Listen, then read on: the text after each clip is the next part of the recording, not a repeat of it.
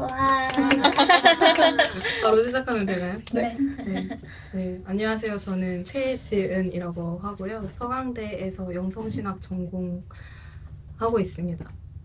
원래 신학 전공은 아니었고 원래는 현대미술 전공했었는데 사실 오늘 이 버틀러가 요약하고 있는 반젠더 운동이 일어났던 한국 중에 하나인 동유럽 쪽에서 공부를 하면서 그런 교회와 연관된 반젠더 운동을 목격을 하면서 의문이 생겨서 신학 공부를 하게 되었고요.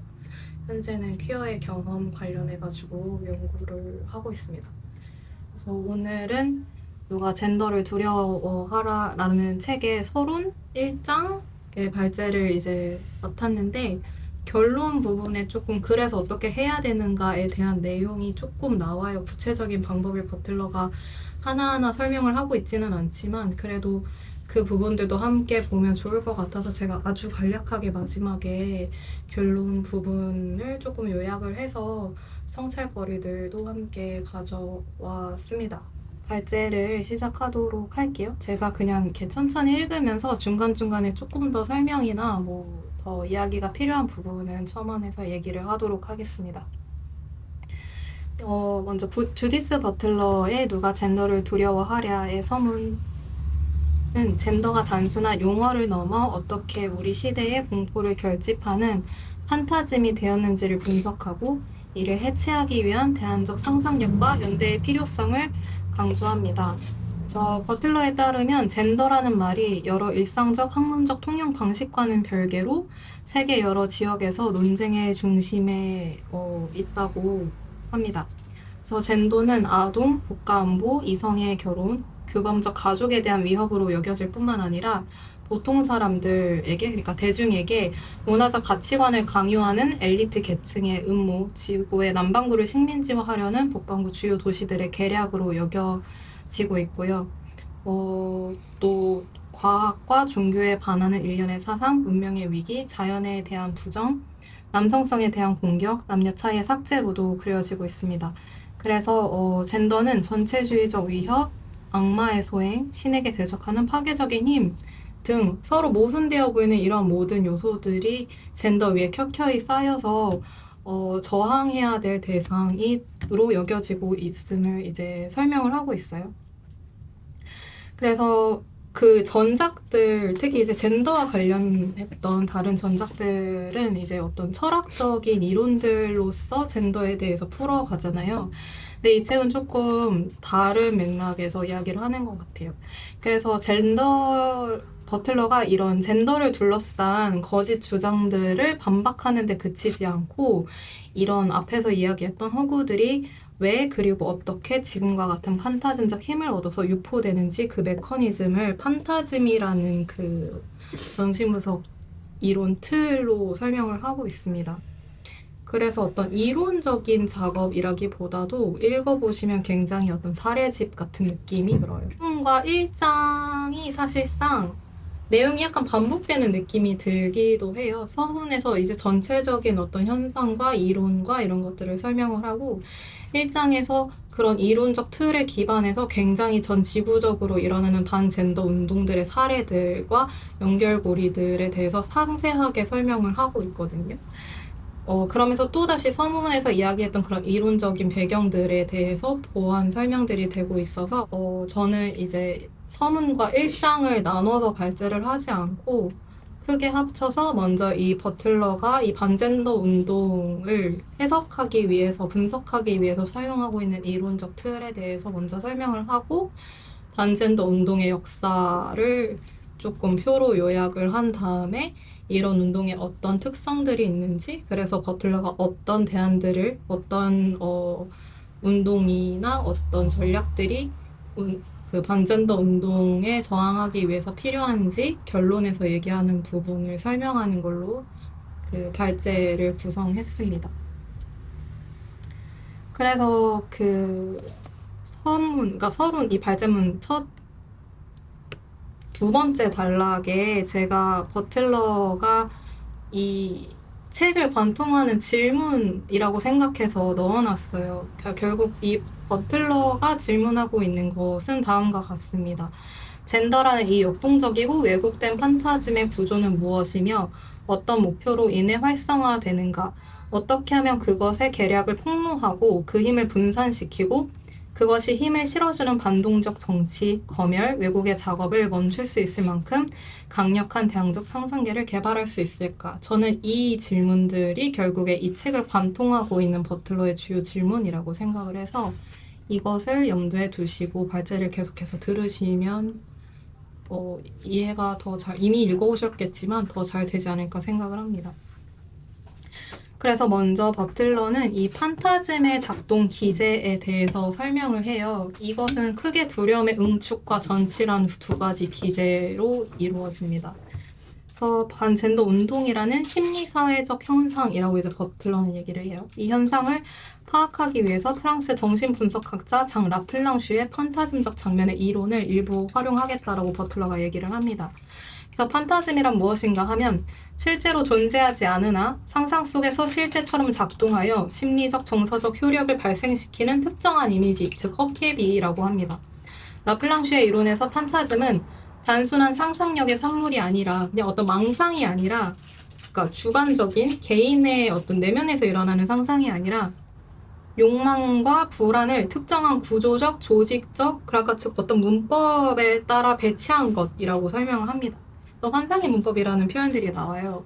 그래서 이런 판타즘은 응축과 전치라는 무의식적 기제로 작동을 하는데요. 응축은 서로 다른 정신적, 사회적 요소들이 의미로 연결되어서 하나의 실제로 환원되는 방식을 가리키고 전치는 하나 혹은 여러 개의 주체가 정신의 외부로 밀려나고 다른 주체들이 그것을 대변하며 은폐하는 방식을 말합니다. 그러니까 대치되고 원래 것은 은폐되는 어떤 방식인 거죠. 이것에 대해서 어떻게 이게 반젠더 운동에서 나타나는지 뒤에 더 예시가 나오면 더 이해가 되기 쉬울 것 같습니다. 틀러는 판타즘이라는 이 틀로 반젠더 운동의 작동 방식을 설명을 할 때 이 운동과 담론에 더 잘 대응할 수 있을 것이라고 주장을 해서 이런 이론을 가져오는 것이에요. 그래서 왜냐하면은 이제 반젠더 운동의 어떤 주장들을 봤을 때 합리적인 토론이 불가능한 환상의 영역에서 이것이 작동하고 있다라고 버틀러는 보는 것이죠. 왜냐하면은 이 반젠더 운동에서 비판적 사유가 계속 거부되고 계속 반지성주의가 어떤 정치적인 전략으로서 계속 사용되는 모습들을 보는 거죠. 이것에 대해서도 뒤에 개발이 될 예정입니다.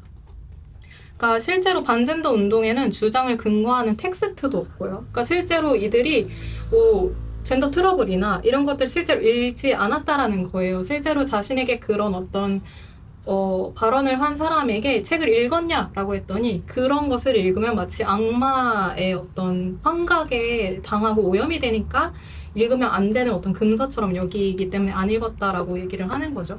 네. 그리고 젠더가 그래서 결국 무엇인지에 대한 그 용어에 대한 용례에 대한 어떤 정의에 대한 합의도 없습니다. 그리고 비판적 사유 대신에 두려움과 혐오가 범람하고 있기 때문에 어떤 공적 토론에 그것은 아니라고 이제 버틀러가 얘기를 하는 것이죠.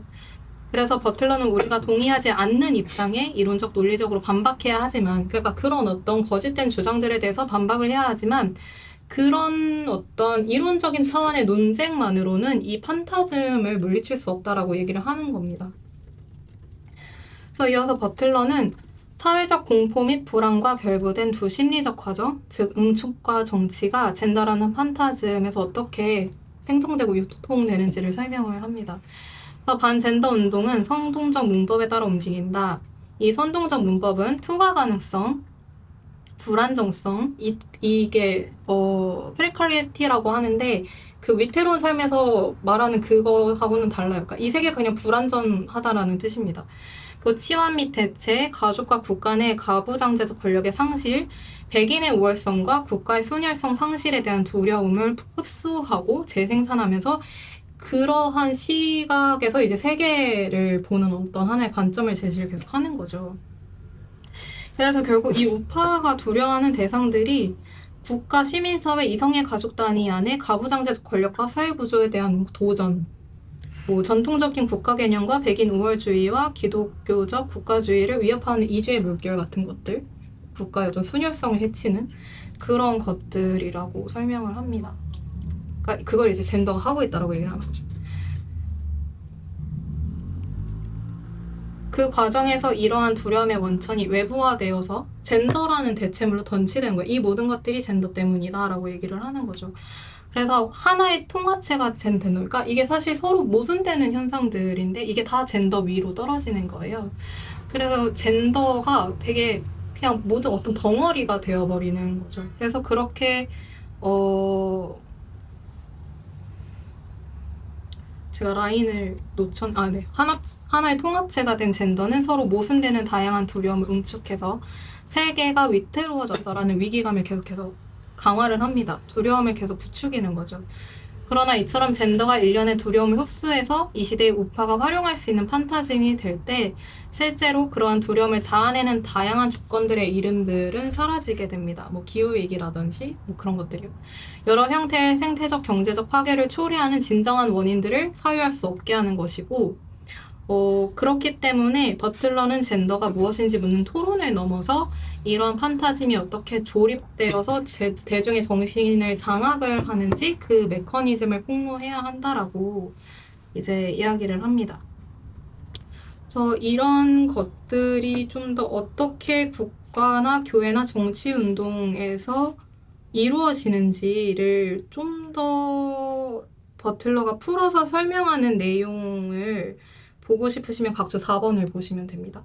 그래서 실제 이런 운동이 젠더를 중심으로 조직되고 있다라고 여겨지는 여러 사회운동이나 공공정책, 뭐 예를 들면 차별금지법의 붕괴를 지지하도록 계속 그 공포를 조장하고 동원하고 하게 만든다는 것이죠.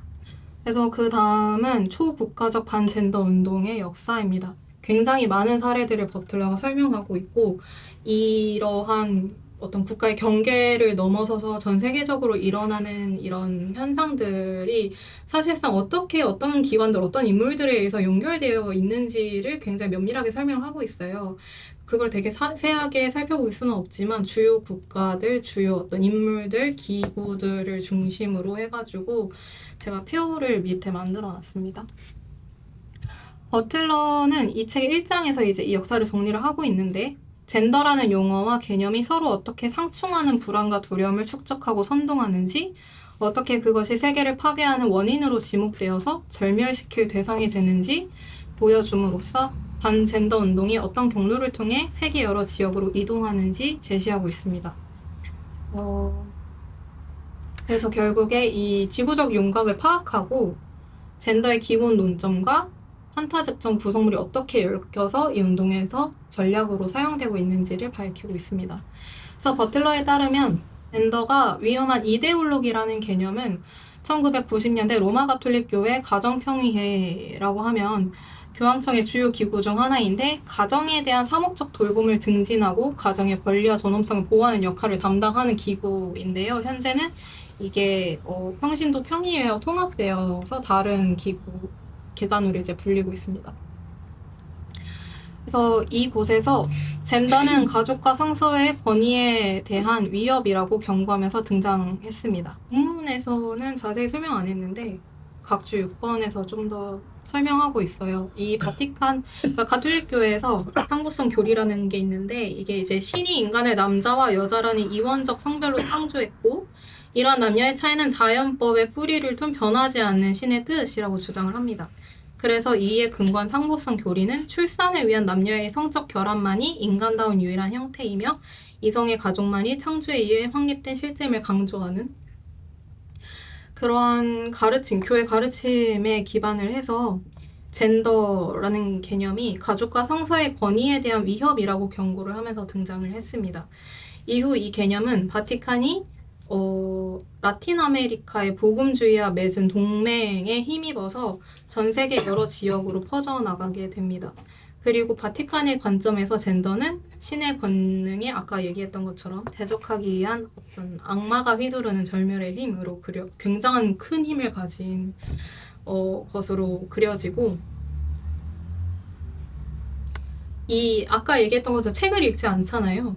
양마와의 논쟁은 함정으로 가득하고 거기에 이렇게 빨려 들어갈 수 있는 어떤 것이기 때문에 대적하지 말고 추방해야 되는 것으로 이제 그려지는 것입니다. 그 결과 검열, 괴롭힘, 병리화가 반젠더 운동의 핵심 전략이 되는 것을 이제 볼 수 있고, 그래서 버틀러는 젠더가 더 이상 문화의 문제가 아니라 국가 정치의 문제라고 강조를 합니다. 반젠더 운동이 강력한 영향력을 발휘하는 터전 중 하나가 이제 선거이기 때문인데요.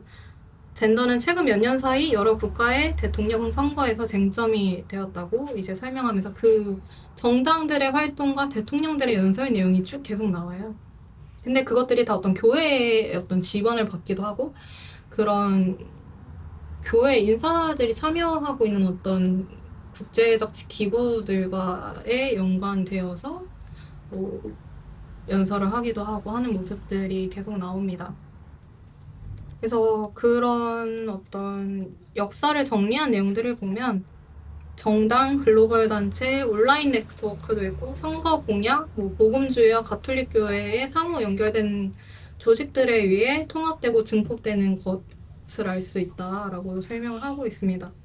그러니까 이게 그냥 어떤 특정 지역에서 일어나는 게 아니라 전 세계적인 네트워크가 있고 그렇게 계속 확장되어 가고 있기 때문에 위험하다라는 얘기를 계속 하는 거예요. 그래서 이 반젠더 운동에 저항하기 위해서는 또 초국가적 연합이 필요하다, 연대가 필요하다라고 이제 이야기를 하는 것 같습니다.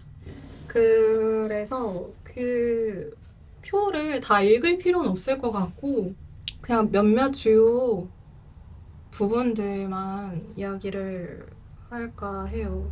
그러니까 아까 말씀드렸던 것처럼 90년대 바티칸에서 젠더가 이제 젠더 이데올로기라는 개념이 처음 등장하게 됩니다. 그 제가 폴란드에 있을 때 매 성당 매주 주일에 가면 저 단어를 들었어요. 젠더 이데올로기.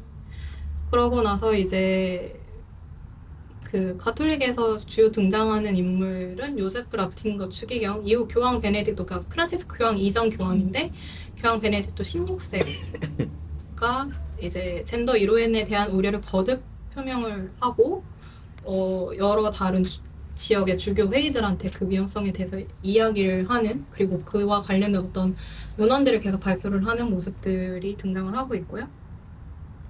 그리고 세계가족협회, 세 번째 표에 있는 세계가족협회도 굉장히 자주 등장을 합니다. 그러니까 주로 이제 퀴어의 인권에 반대하는 가족, 그러니까 자연적 가족인 거죠. 그것을 옹호하는 복음주의 단체와 가톨릭 교회를 연계하는 또 역할을 한다라고 버틀러가 설명을 하고 있고요. 그리고 이 3페이지의 마지막 스페인에 나오는 이그나시오 아르수아가, 이분이 시티즌고의 설립자이자 앞에 나온 세계가족협회 대표이기도 합니다. 그리고 아스테오이르라는 단체도 설립을 했어요. 이 사람이 굉장히 자주 나옵니다. 전 세계적인 여러 장면들에서 한 곳에만 있지도 않아요. 굉장히 많은 단체에 저분이 속해 있습니다. 그리고 쭉 이제 2000년대 초반에서 미국 또 다시 바티칸에서 요제프 라친거 추기경이 등장을 하고 계속해서 어떤 네트워크가 조직되고 성장하는 모습들을 볼 수 있고요. 그리고 그 배경에 복음주의, 그러니까 복음주의, 다른 종교가 언급이 되긴 했는데 그 버틀러가 주로 집중하는 건 복음주의 교회와 가톨릭이에요. 그리고 이제 복음주의 목사 스콧 라이블리, 이 사람도 자주 언급이 됩니다. 그래서 이 사람이 우간다 지역에 미친 영향들에 대해서 얘기를 해요. 그러니까 우간다에서 또 왜 이 반젠더 운동이 그렇게 일어나고 2013년에 과거에 폐지되었던 동성애 금지법이 재입안되어서 통과된 사례가 있었거든요. 이것이 이루어지기까지 그 운동이 일어난 배경을 봤을 때 이 스콧 라이블리의 역할이 있었고, 그렇게까지 그 지역에서 교회가 큰 영향력을 행사할 수 있었던 데에는 기존의 그 식민화 이후, 탈식민 이후에 그 사회적 안배정만이 많지 않은 상태에서 교회가 어떤 사회 지역의 돌봄이라든지 복지를 대신 이제 담당을 하게 되면서 이러한 어떤 개념들, 이러한 이념들이 좀 더 잘 침투할 수 있는 틈이 있었다라고 이제 버틀러가 설명을 합니다. 뭐 아프리카에서는 가톨릭 교회도 굉장히 많은 영향을 미쳤어요. 이런 반젠더 개념들에 대해서. 그리고 계속 이제 바티칸이 언급이 되고 스페인에서 이제 극우 정당들이 어떻게 활동했는지. 근데 혼자 활동하지 않고 이탈리아의 극우 정당과 동맹을 하는 모습들. 그리고 또 가톨릭 신자들과 복음주의자들이 그리고 또 동맹을 하는 모습들. 그리고 이런 반젠더 운동이 계속 하는 일들이 교육의 어떤 교과 과정들을 폐기하는 그런 어떤 섹슈얼리티에 대해서 설명하는 그런 내용이 있는 교과 과정들을 프랑스나 뭐 브라질이나 이런 다른 여러 지역에서 없애는 그런 움직임들이 일어나고 거기에는 되게 한 주체가 있는 것이 아니라 다양한 교회, 다양한 어떤 그 정당들의 동맹이 이루어지고 있다라는 것을 계속 보여주고 있습니다. 또 그 이그나시오 아르수아가 얘기가 나오고요. 이 시티즌고는 또 되게 특이한 게 저에게만 특이할 수도 있는데 온라인 활동 기구예요. 온라인으로 네트워크를 조직해서 온라인으로 그런 반대 어떤 운동들을 벌이는데 최소 50개국에서 활동을 하고 있다고 합니다. 그리고 폴란드, 제가 아까 언급했던 폴란드가 2013년부터 이런 게 거세지고 그리고 또 저는 이게 조금 흥미로웠던 지점인데 2015년에 반젠더 운동의 초국가적 네트워크에 속한 단체들이 사실상 젠더에 거의 관심이 없었는데 2015년부터 이 용어를 사용해서 자신들이 반대하는 입장, 퀴어 어떤 인권에 대한 반대, 임신 중단에 대한 반대, 이런 것들에 대해 다 뭉뚱그려서 그리고 그것을 지목을 하기 시작했다라고 얘기를 합니다. 그래서 제가 다시 돌아가서 봤었어요. 젠더가 어디에 등장을 했었는지, 그 이전에는. 그러니까 그 이전에도 젠더들이 언급이 되기는 했는데, 운동들이 다 어떤 가족에 대한 얘기를 하면서 퀴어 인권이라든지 이런 식으로 좀 더 특정해서 얘기를 했다라면 그 이후에는 그 모든 것들을 어떤 젠더로 묶어가지고 얘기를 한다라고 하는 것이죠. 그래서 러시아 블라디미르 푸틴 대통령이 그 게이로파에 대해서 설명이 나오죠. 그거에 대해서 국가안보 전략에 젠더를 반대해야 된다. 이것은 외국에서 수입된 무엇이다라고 얘기를 하는 그런 것들. 그리고 이제 덴마크나 헝가리 같은 곳에서는 대학에서 젠더 연구학과가 폐지가 되거나 그와 비슷한 움직임들이 일어나는 모습들. 그리고 계속해서 비슷하게 등장하는 브라이언 브라운이라든지 가톨릭 교회나 복음주의 교회들의 운동이라든지 빅토르 오르반 총리도 자주 등장을 하고 있고요. 그래서 2022년에는 한국도 윤석열 전 대통령의 이제 여성가족부 해체를 추진한 것이 반젠더 운동의 하나의 흐름으로 언급이 되고 있고 아시아 쪽에서 일어나는 것들이 어떤 유교와 기독교적 요소가 결합된 형태로 일어난다라고도 설명을 하고 있어요. 그래서 이렇게 쭉 한 30년 정도의 운동인 것 같아요. 가 이제 어떤 형식을 갖춰서 어떤 네트워크로 조직이 30년 동안 이루어지는지를 설명을 하고 있습니다. 그래서 이 버틀러는 젠더가 광범위한 사회적 불만의 대리물이 된 이유가 젠더 근대성, 신민주의와 개발산업, 젠더의 학문적이고 가치 중립적인 특성 및 독립적인 전문 용어로서의 위상 사이의 연관성 때문이라고 이제 가정을 합니다. 그러니까 특히 이제 마지막 앞에 근대성이나 식민주의 개발 사업 같은 거는 또 다로 이렇게 큰 사례들로 얘기를 많이 하고 있잖아요. 근데 이 가치 중립적인 특성 및 독립적 전문 용어로서의 이거가 저는 약간 이게 무슨 뜻이지라고 생각을 했었는데 이 젠더가 그 학문적 연구의 어떤 대상, 담론이 되면서 일상 언어와 굉장히 동떨어진 느낌의 어떤 것으로 여겨진다든지 아니면 젠더라는 말이 저 뒤에서 또 어떤 특별한 장으로 다뤄지잖아요. 외래 용어로서 저게 도대체 무슨 뜻인지 모르겠는 근데 알려고 하면 굉장히 복잡한 그런 용어로서 느껴지기 때문에 대중에게는 그래서 이 반젠더 운동의 세력들이 그 단어에 온갖 어떤 두려움들을 응축시키는 어떤 그릇처럼 작동하기 굉장히 좋은 언어라는 그런 특성들로 이 모든 어떤 사회의 두려움이나 불만이나 어떤 이 불안감이 거기에 다 응축되고 전치되기 쉬웠다, 이런 특성들. 그래서 젠더가 사용되었다라는 얘기도 있는 것 같고요. 그래서 그래서 젠더는 어떤 종교가 국가에 더 이상 개입하지 못하는 시대, 교회와 국가의 관계가 확실히 단절되는 시대에 개막을 불러오겠다라는 위협처럼 느껴지기도 하니까 교회가 그렇게 이제 젠더에 대해서 계속 반대의 입장을 표명을 하게 되는 것이고, 그래서 이 젠더라는 판타즘은 결국 신자유주의 글로벌 금융기구들의 세열, 이 계속 어떤 유럽 연합이라든지 세계의 어떤 은행 기구들이 그런 조건들을 내걸면서 하는 것에 대한 비판도 버틀러가 하고 있잖아요. 그런 것들에 대한 어떤 반발, 그런 식민주의 권력에 남긴 지속적인 여파에 대한 잘못된 또는 정치 이전의 반응이라고 이제 버틀러가 이야기를 합니다. 그러니까 그런 어떤 정치적인 것 이전에 세계가 무너지고 있다라는 그 감각들에 대해서 일어나는 정치 이전의 반응이라고 설명하는 것입니다. 그래서 이게 사실상 환상으로, 판타즘으로 작동하지 않고 바르게 그 원인들이 명명이 되고 그런 대안들이 모색이 되었다라면 지금의 형상은 굉장히 달랐을 것이라고 지적을 합니다. 그리고 뭐 다른 학자들을 인용해서 이것이 사실상 신자유주의에 대한 민영화가 심해진 경제에서 사회복지 서비스가 초토화된 여파로 교회와 가족이 강화된 결과라고 또 이야기를 하고 있습니다. 그래서 왜 하필 젠더였나? 라는 것에 대한 해답이 이런 설명으로 이루어지고 있는 것이고요.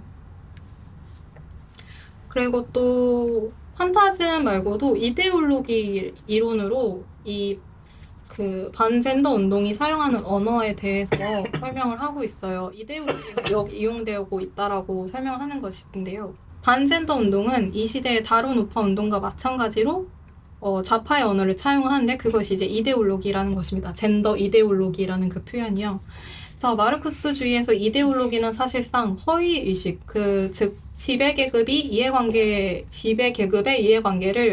보편적인 것을 포장해서 피지배계급이 불평등하고 부조리한 현실을 정확하게 파악하지 못하게 하는 그 신념체계, 어떤 이해 방식을 의미를 하는 것인데, 이 반젠더 운동은 대체로 반마르크스주의적이지만 젠더를 표적으로 삼기 위해 마르크스주의의 핵심 도구 중 하나인 이데올로기 비판의 대중화된 버전을 이제 차용을 하는 것이죠.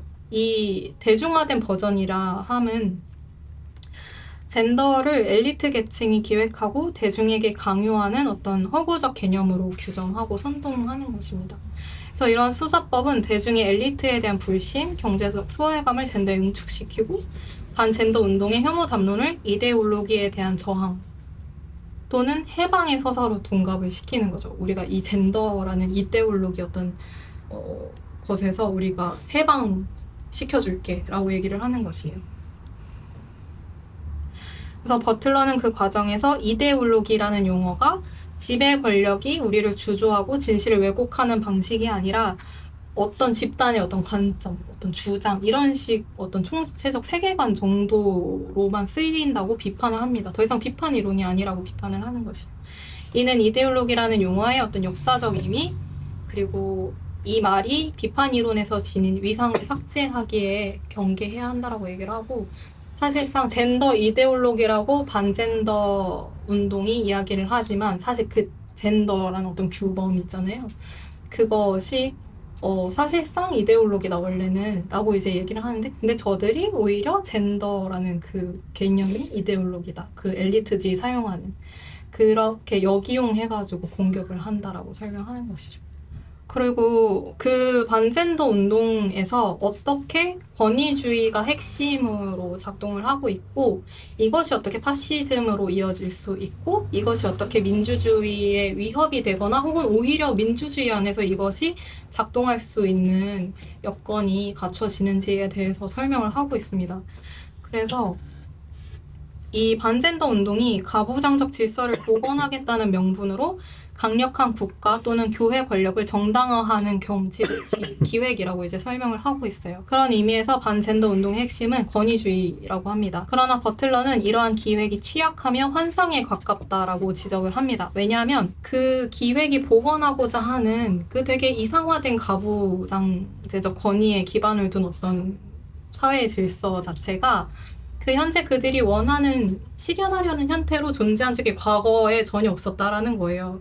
그래서 가부장제는 역사 안에서 계속 문화 안에서 계속 다른 모습을 취해 왔는데 자신들이 원하는 어떤 되게 절대적인 가부장제의 권력이 있었던 어떤 되게 이상적인 과거가 있었다라고 설정을 하고 그걸로 돌아가려고 하는데 이 역시 꿈이고 환상이다라고 얘기를 하는 것입니다.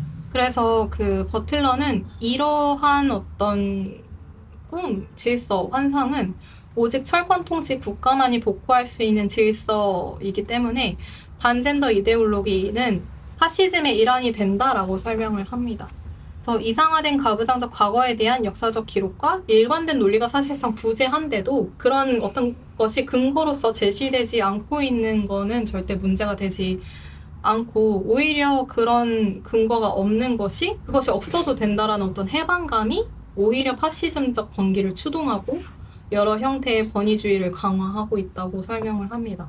그래서 그 결과 검열이 정당화되고 취약한 사람들에게 투사하는 공포와 혐오, 여기에 뭐 여러 퀴어 혹은 트랜스한 사람들 이런 식으로 많이 언급이 되는데 그들에게 투사하는 공포와 혐오, 사람들이 살만한 삶을 영위할 법적 사회적 권리를 박탈하는 어떤 정책들, 아까 그 우간다 사례처럼요. 정책의 입법이 계속 정당화된다라고 이야기를 합니다. 그래서 결국 이 반젠더 판타즘이라는 것은 대중에게 실존적 공포를 주입하고 사회를 균질한 어떤 하나로 전체화함으로써 신은 파시즘의 물결을 정착시키는 정치적인 수단이 되고 있다라고 설명합니다. 이 부분에 대해서 어떻게 더 취약한 사람들을 더 취약하게 만들고 사실상 세계를 파괴시키고 있는 원인들을 은폐하고 그것이 오히려 그 파괴를 당하고 있는 사람들에게 뒤집어 씌우는지에 대해서 좀 더 설명하고 있는데 그것에 대해 더 알고 싶으면 각주 10번을 보시면 되고요. 그래서 이 가부장적 꿈 질서로 회귀하려는 욕망은 단순히 어떤 성별 문제에 그치지 않고 이주민 망명권 거부, 백인 우월주의와 같은 민족주의 논리로 이제 확장이 됩니다. 왜냐하면 이 자연적 가족이란 이성의 규범적 가족만을 가리키는 것이 아니고 인종적, 민족적 승수성의 노선에 따라 국가를 재생산하는 데 봉사하는 가족을 의미하기 때문입니다. 그래서 어떤 이 반젠더 운동이 파시즘의 역사 및 우생학과 연관이 있다라고 설명을 하고 있어요. 그래서 이런 연결고리로가 그 국경을 넘나드는 여러 형태의 보수주의 정치에서 아까 그 표에서 보셨던 것처럼 계속 반복되고 있다라고 이야기를 합니다. 저도 그 폴란드에 있을 때 그런 이야기 되게 많이 들었던 것 같아요. 가족을 수호해야 되는데 그것이 어떤 민족 정체성을 강화하기 위한, 그러니까 국가를 수호하고 국가를 지키기 위해 가족이 중요하다는 얘기를 계속 하는 거죠. 그리고 그것이 퀴어를 공격하는데 동시에 난민들이나 외국인들을 이제 공격하는데 사용됐고 그로 인한 퀴어나 외국인 대상의 혐오 범죄들이 굉장히 많이 일어났던 것들을 이제 당시에 볼 수 있었습니다. 그래서 이제 또 아까 얘기했던 것처럼 민주주의와의 연관성에 대해서 이야기를 하는데 그 권위주의는 보통 국가 권력의 한 형태로 이해되는데 권위주의자는 민주주의 체제 안에서 등장한다라고 이제 설명을 해요. 다른 사람들의 삶을 파괴하는 도덕적 어떤 알리바이, 여기 무슨 도덕적 사디즘인가? 라고 이제 설명하고 있는데 그 둔갑한 도덕적 사회운동을 통해 반젠더 운동을 얘기하는 것 같아요. 파괴에 대한 두려움을 고조시키고 다름 아닌 파시즘적 열정에 불을 지펴 선출된다라고 얘기를 합니다. 그래서 파시즘적 정념을 부추기고자 하는 권위주의자는 기후, 환경, 노동조합, 재정적 안정성의 전망이 파괴되는 것을 목격한 사람들 사이에서 이미 그런 두려움이 많이 있다라는 것을 잘 알고 있기 때문에 이러한 두려움을 부추기는 판타즘의 문법을 잘 조직해서 이 파괴가 외국어 혹은 엘리트 권력들과 같은 외부의 탓으로 돌리면서 민주주의를 이용해서 당선이 되는 것이죠. 그래서 버틀러는 우리가 나치주기 수준의 파시즘 국가를 목격하고 있는 것은 아니지만 그러한 역사조차도 세계 여러 지역에서 반젠더 이데올로기 운동을 통해 점점 더 현실화되고 있는 파시즘의 잠재력을 외면해서는 안 된다고 충고하고 있습니다. 이 단락의 내용은 사실 제 기억에 결론에 있던 부분이에요. 그 파시즘의 출현에는 시간이 걸리기 때문에 우리는 파시즘이 어떤 단계를 거쳐서 출현하는지를 파악해야 하고 파시즘의 잠재력이 드러날 때 이를 알아볼 수 있어야 한다라고 말을 합니다. 파시즘적 잠재력이 반드시 파시스트 정권으로 현실화되는 것이 아니기 때문에 앞에서 설명한 것처럼 민주주의를 통해서도 일어날 수 있기 때문에 그 저항할 태세를 갖추는 것이 필수적이고 그러한 잠재력을 식별하고 잠재력이 고조되는 기세에 맞서 행동해야 한다라고 설명을 합니다. 그러면서 이제 연합체의 중요성을 계속 강조를 하고 있습니다. 이제 젠더에 대한 어떤 이론에 대해서 새로운 이론을 만드는 게 아니고 그 젠더가 어떻게 작용하고 있는지에 대해 더 주목을 하고 있다라고 했잖아요. 하지만 그래도 어떤 부분에서 젠더에 대해서 이제 설명을 하고 있는 부분들이 있습니다.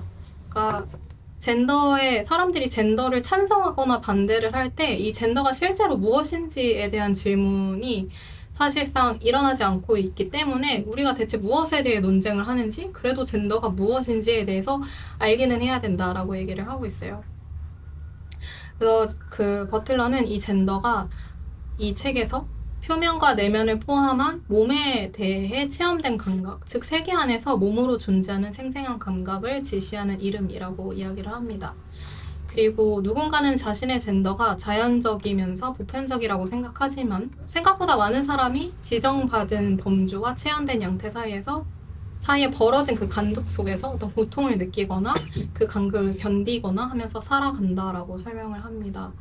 그리고 결국 이제 이런 어떤 젠더 안에 거주한다라는 것은 현재 우리가 살고 있는 삶에서 가능해진 특정한 역사적 복잡성을 견디며 살아낸다는 뜻이라고 설명을 하면서 젠더는 결국 취약성, 행위 주체성, 의존성, 질병, 사회적 인정, 기본적 필요 조건, 수치심, 정령, 섹슈얼리티 그리고 삶과 살아있음의 다양한 조건들과 함께 나타난다라고 이야기를 합니다. 그래서 어떻게 우리가 이런 복잡성을 살아내는지 그러한 복잡성을 사는 다른 사람들을 어떻게 살게 할지 그런 윤리적인 어떤 고민들이 더 중요해진다라고 얘기를 하는 것이고요.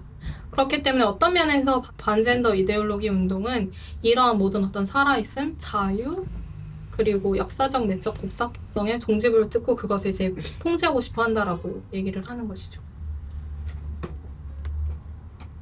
그리고 또 이 사회적 구성물이라는 개념에 대해 흔히 가지고 있는 어떤 양극당, 그 젠더가 어떤 단순히 사회적 규범과 관습으로만 우리의 몸을 그런 관습이나 어떤 관념이 대체하고 있는 듯이 말하는 그런 어떤 극단이나 구성물이 인위적인 가짜에 불과하다라고 얘기하는 그 극단 둘 모두가 틀렸다라고 얘기를 하면서 성별 지정을 일회적인 사건이 아니고 여러 행위자 최초로는 어떤 부모 혹은 어떤 어른 이미 그런 어떤 사회 규범을 가지고서 말을 거는 그런 인물들 그리고 어떤 기관에 갔을 때 성별 체크하는 그런 것들 있잖아요. 그런 것들을 통해서 되풀이되는 반복적인 과정이라고 봅니다. 근데 이게 일회성이 아니라 시간 속에서 반복적으로 작용하기 때문에 오히려 이런 규범들이 재생산을 방해받을 수 있거나 도전받는 것들이 생긴다라고 얘기를 해요. 그러니까 예를 들면 그런 거죠. 지정된 성별로 호명되기를 일시적 혹은 영구적으로 거부하는 경우도 있을 것이고 남자나 여자 혹은 남자나 여자가 되는 어떤 옳고 그른 방법에 대해서 뭔가 의문을 제기한다든지 거부를 한다든지 그리고 그런 것들에 대해서 종교적인 맥락에서 논쟁을 벌인다든지 하는 그런 것들이 일어날 수 있는 거죠. 그래서 이러한 어떤 반복되는 과정에서 수정 또는 거부가 이루어지고 이 때문에 바로 젠더가 시간성을 갖는다라고 이야기를 합니다. 그래서 그런 시간성을 빼고서는 젠더를 잘 이해할 수 없다라고 이야기를 하고 있고요. 이러한 반복의 장면 속에서 나타나는 자기 정의는 단순히 개인의 선택이 아니라 우리를 형성하는 규범과 끊임없이 협상하면서 자기를 결정해 나가는 것.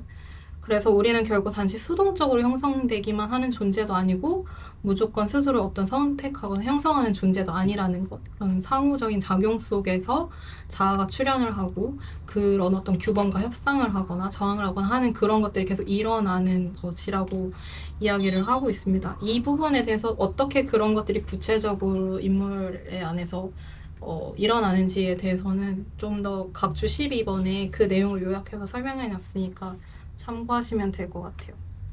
그래서 이제 마지막으로 결론입니다. 그래서 이거는 서론과 1장의 결론이라기보다도 이 책의 결론 부분 마지막 그 챕터에 있는 내용에서 버틀러가 우리가 그래서 마주하고 있는 과제들이 무엇인지에 대해서 여러 가지를 언급하고 있는데 그 중에 대표적인 것들을 추려가지고 설명을, 그러니까 요약을 정리를 해놓은 거예요. 그래서 계속 거듭해서 버틀러가 얘기하는 것이 거짓을 폭로하는 것도 중요하고 그것도 과제지만 그 판타즘의 기세를 꺾는 일이 중요하기 때문에 그 기세를 꺾기 위해서 연합이 필요하다라고 얘기를 합니다. 그리고 그러한 권리를 파괴하려는 세력에 맞서는 또 다른 상상계를 만들어내는 일이 우리의 과제다라고 얘기를 하는 것이고요. 그 연합을 할 때 어떤 그 연합 안에서도 내부의 싸움이 일어나는데 그것을 어렵더라도 생산적인 대화로 풀어나가야 되고 그래서 그런 차이를 완전 없애버리서 다시 균일하게 만드는 것이 아니라 그 차이를 끌어안고 가면서 그 세력 어떻게 그 반젠더 운동이라는 세력 어떻게 물리칠 수 있는지에 대한 통찰을 서로 공유하는 일이 필요하다라고 설명을 하고 있고요. 그리고 이러한 것들 결국 이런 반젠더 운동의 어떤 판타즘의 기세를 꺾기 위해서는 자본주의 비판이 필요하다. 이것이 어떻게 자본주의와 신자유주의와 연관이 있는지에 대해서 비판을 하는 일들이 필요하다. 그것들이 오히려 어떤 상호 의존적인 몸에 대한 생각을 발전시키지 않을까라고 제안을 하고 있고요. 그리고 자유에 대해서 얘기를 해요. 왜냐면 그 젠더에서 자유가 마치 내 젠더를 마음대로 선택할 수 있다. 그게 어떤 세상에 어떤 파멸을 불러오냐, 막 이런 얘기를 반젠더 운동에서 얘기를 하잖아요. 그래서 자유가 굉장히 화두가 되고 또 어떤 의미에서 자유가 굉장히 오염이 되고 있기 때문에 오히려 그 자유에 대해서 우리가 계속 얘기를 해야 하고 정말 어떤 집단적인 자유, 비폭력의 힘에서도 얘기를 했던 것 같아요. 그 자유를 어떻게 우리가 모두가 자유로울 수 있는 사회적인 안정망을 어떻게 구성할 수 있을까, 그걸 어떤 상상력으로 그걸 이룰 수 있을까를 오히려 고민을 해야 한다라고 이제 이야기를 합니다. 그리고 젠더에 관해서 계속 연구를 해야 된다라고 얘기를 하고요. 왜냐면 용어에 대해서 반기가 있기 때문에 그 말의 의미에 대해서 계속 생각을 해야 된다라고 얘기를 하고 있고, 그렇기 때문에 이러한 젠더 정치 역시 신자유주의를 비롯한 다른 형태의 자본주의적 파괴에 반대하는 어떤 운동으로서 조직이 되어야 한다. 정체성 정치로 한정되어서는 안 된다라고 이제 설명을 합니다. 그러면서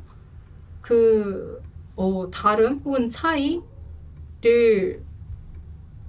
없애는 것이 아니라 그것을 함께 운동하는 방법들, 그거를 가지고 동맥을 구축하는 방법들을 찾아내면서 투쟁을 해야 된다. 왜냐하면 이 띠지의 문구였던 것 같아요. 젠더 연구를 옹호하고 정의, 자유, 평등이라는 개념과 관련해 젠더의 중요성 옹호하는 일 자체가 곧 앞에서 경고했던 검열이나 파시즘에 맞서는 투쟁이 연대하는 일이기 때문이다 라고 이제 얘기를 하면서 이제 결론을 이야기를 하고 있습니다. 그래서 발제문은 여기까지이고요. 토론을 위한 질문을 4가지를 가져왔는데 버틀러의 질문과 발제자인 저의 질문이 있습니다. 버틀러의 질문은 뭐였냐면, 제가 책을 읽는데 다른 버틀러의 책들도 그런 부분들이 많은 것 같아요. 버틀러가 몇 문장 내내 물음표로 끝나는 질문을 던지는 그런 문단들이 있는데, 저는 사실 버틀러 책을 읽을 때 그런 문단들을 되게 주의 깊게 보는 편이에요. 그게 버틀러가 지금 어떤 맥락에서 그 다음으로 가려고 하는지, 어떤 고민에서 이런 사유를 하고 있는지를 이해하는 데 도움을 주기도 하고, 사실 그 자체가 버틀러가 얘기하고 있는 어떤 개념이나 현상에 대해서 성찰할 수 있는 어떤 되게 재밌는 질문들도 가끔 있어서 이번 책을 읽을 때도 질문이 되게 많이 있더라고요. 그래서 그거를 아예 페이지를 따로 만들어서 다 기록을 했었거든요. 그때 되게 많은, 되게 한 페이지가 넘는 분량의 질문들이었어요. 그 중에서 두 가지를 가져왔고요. 판타즘에 대한 거, 그리고 대안적 상상력에 대한 문제. 그리고 저의 질문은 이게 이제 한국 사회에서 어떻게 이러한 버틀러의 판타즘이라는 틀로서 이걸 설명할 수 있는 어떤 현상들 떠오르시는 게 있었는지 그런 것들. 그리고 결국에 또 어떤 실천적인 질문으로서 버틀러가 고민하고 있는 그 대안적 상상력, 그런 어떤 구체적인 연대 방식이 어떻게 일어날 수 있는지, 한국에서 일어난 사례가 있다라고 생각하고 계시는지 그런 것들 가져와 봤습니다. 다 떠나서 버틀러가 이 현상을 분석하기 위해 판타즘이라는 틀을 가져와서 설명을 하잖아요. 그냥 이 해석이나 틀 자체가 굉장히 어떤 정당한 타당하다라고 생각하시는지, 아니 난 이건 좀 설명이 안 되는 것 같다라고 느끼셨는지도 궁금했고 그렇습니다.